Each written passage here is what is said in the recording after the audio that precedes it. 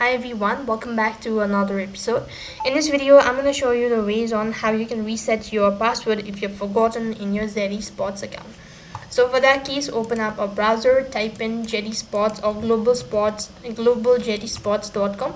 That is going to take you to the official page, which is going to look something like this. Now right on this page, you have to go ahead and enter in your credential, that is your email address, and then the password. So as for the password, you can just go ahead and press the link that says forgotten your password, and this is going to take you to the page. So here you have to go ahead and enter in your email address registered with your Jetty Spots account in order to reset your password. So click on reset password. You'll be receiving an email with a reset link or instructions. Just go ahead and open up your email.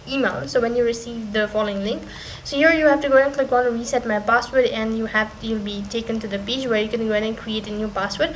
And as you're done with that procedure, then you can head back to your login page, and here you could go ahead and type in the updated password and log into your account. So that is how you can reset your password if you've forgotten in the Jetty Spots account.